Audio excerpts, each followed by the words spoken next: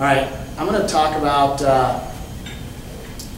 with all of my little projections, I guess, the risks to anything I said today are right here. First of all, would be additional losses in production in South America. As I said, right now, Argentina is the one to watch. If we see something go from that 22 million ton level down to about a 20 million level of production, all of a sudden that corn price for old crop corn is going to, probably rise about 25 cents a bushel in terms of expected trading rates. That's definitely something that's a real risk that's going on right now.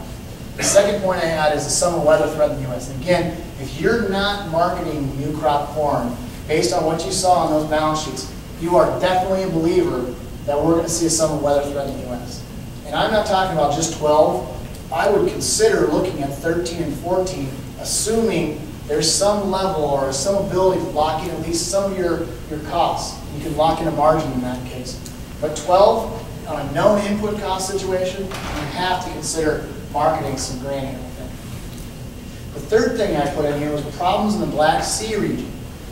Now, that's not something we normally talk about in marketing news, but the reason I bring it up now is because that's an area that's been called upon to really help alleviate the world corn problem. They've been exporting corn, they've been exporting wheat. That's an area that has so much demand right now they can't keep up with it. They actually have grain that goes to spoil because they can't export it fast enough. Their load-out capacity is that far behind. There's a lot of capital, a lot of infrastructure that's going in there. And so that's an area that's critical to watch. And they're currently having a problem. They've had a dry, warm winter, and so the winter wheat crop, we're just watching that real closely right now. It's not a disaster, it's kind of third on my list, but I certainly want to keep watching that region. Fourth thing, political, world economic events. When I say that, I'm primarily talking about two things, the U.S. dollar and the crude oil market. Now, the dollar, in my opinion, it's amazing with how our U.S. economy has been. We're still, by far, not the worst shape of the market right now. Europe's not getting better anytime soon. And if that's the case, you could see the U.S. dollar continue to be firm this next year just because the rest of the world is not in good shape. That puts downward pressure on commodity prices.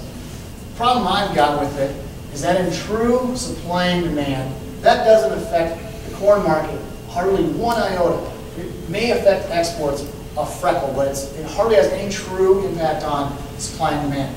The biggest impact it's got is really on acres and international, but it really doesn't have that big of an impact as much as price does.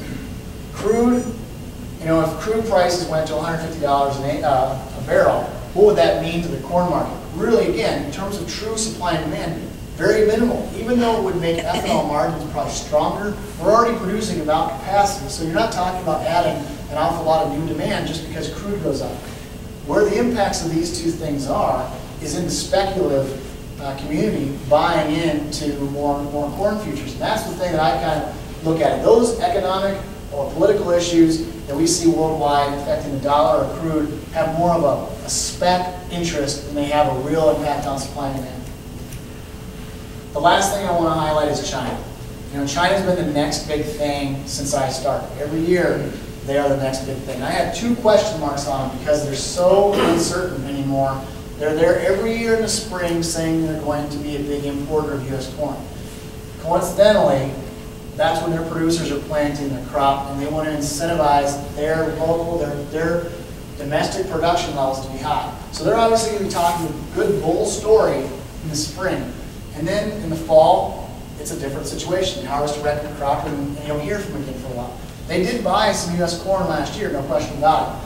But we were expecting them at that point to start buying 10 million tons to replenish their corn stocks, and that just didn't happen.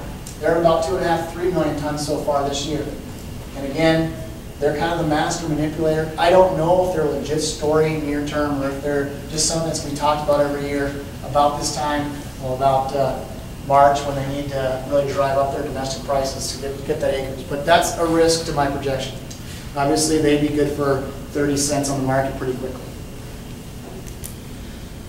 So in closing, these are probably things you gathered, but I do feel like the old crop corn market appears range bound. I'm slightly bullish on old crop. I'm bullish the July D's corn spread this year.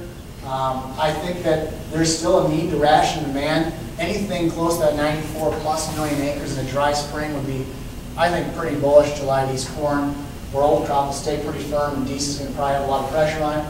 So we have a need to ration demand. I think we know now that the current price level starts to accomplish that. New crop corn to me feels heavy. I am banking on big acres. And again, I want you to realize that trend line yields. We've been so far below trend, that's a hard thing to think about in the last 2 years. The trend line yields double stocks, and we start a rebuilding process almost immediately if that's what's happening. The old crop beans, there is no story. It's going to go with the corn market. In fact, again, the price level for old and new crop beans just aren't even giving any incentive to really put a lot of resources to that market. The new crop bean balance sheet could tighten, so I guess I'm saying a more stable new crop bean prices relative to corn based on what I see today. So that's kind of my projections. I do have some contact information here. If you wanted to, as Mike had mentioned, I have recently been browbeaten into signing up for a Twitter account, and I don't know if anybody is on that, but after I got going with it, it's pretty addictive and it's a pretty good source of information. You can follow a lot of your USDA people, your agronomy people, basically anybody's got it. It's pretty valuable in a business setting. I really have found a lot of value for that. That's it's that Matt C_FCS. I'm not on it all the time by any stretch of the imagination, but I'll put out some anecdotal information from time to time. But it's really good to see other people's things. There's my email address and telephone number, I guess. That's what I've got. Mike, did you want to turn the lights back on if you had any questions? And again, there's so much, wake up everybody, there's so much information that in an hour plus it's hard to talk about everything. But if you have questions on things I didn't address, feel free to ask it now.